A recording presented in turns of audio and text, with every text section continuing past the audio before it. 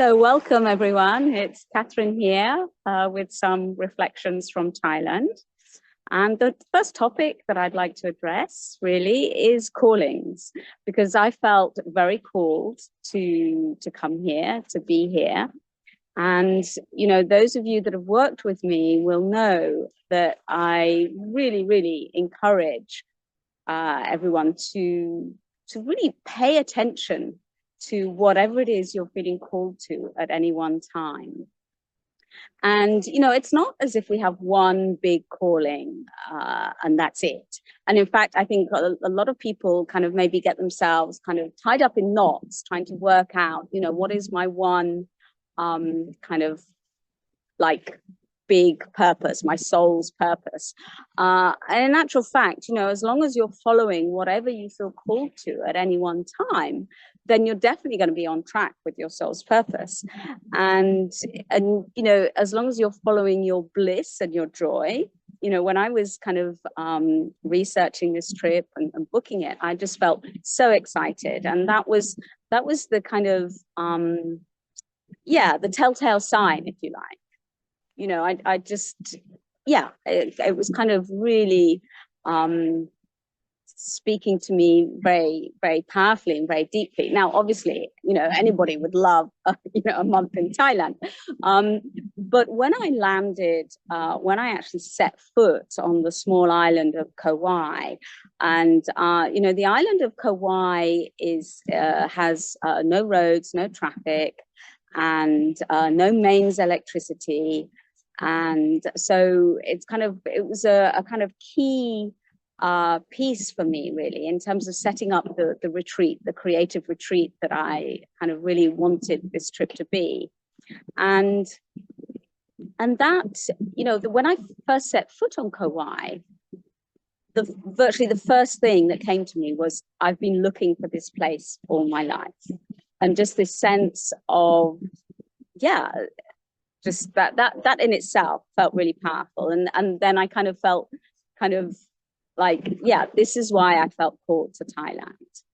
And, you know, the other thing to say is that as, you know, as I was on the ferry on this beautiful wooden boat, traveling from the mainland to the island, as I started to see these islands, like these kind of jutting up out of the sea with this kind of like, kind of, yeah, this kind of rocks, just kind of quite mountainous, you know, a lot of the little ones kind of totally uninhabited, but they just looked to me like mountaintops, you know, like I could imagine a time when this whole area wasn't underwater. So they weren't islands, they were kind of like mountaintops. And it just really struck me as like I really had a sense of like, wow, these islands, a lot of them, not all of them, some of them are very flat, but a lot of them really felt like mountaintops to me.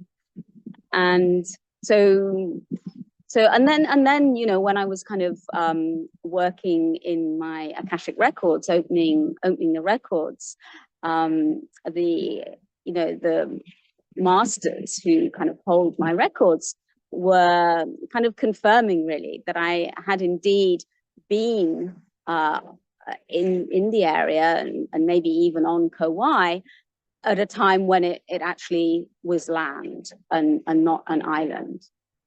So that felt quite meaningful. You know, the other thing I want to say is, you know, water has been a really important theme for me on this trip, because it's really not about the beaches. You know, you know, sunbathing is just not my thing at all, apart from the fact that it's not good for you, not good for your skin.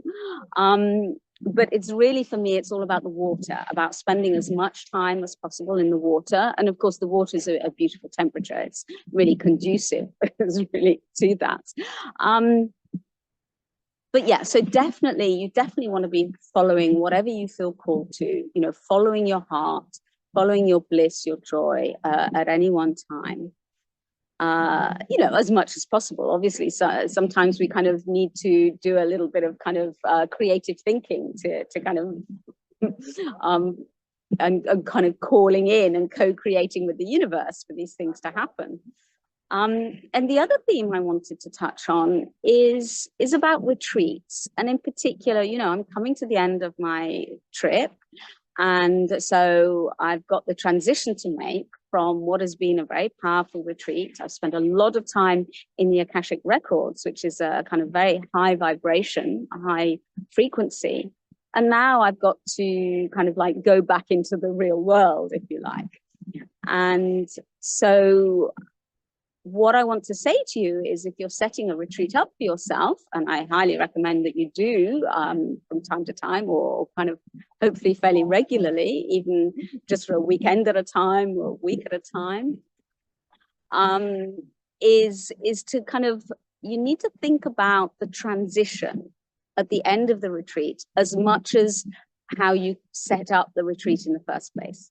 So, you know, I'm kind of managed to create some conditions that were really conducive to what I wanted to achieve, which was in terms of just being able to learn how to access the Akashic Records, and I'm now find that I'm able to open them, and you know, with the help of the record keepers, to really access some very powerful and helpful information.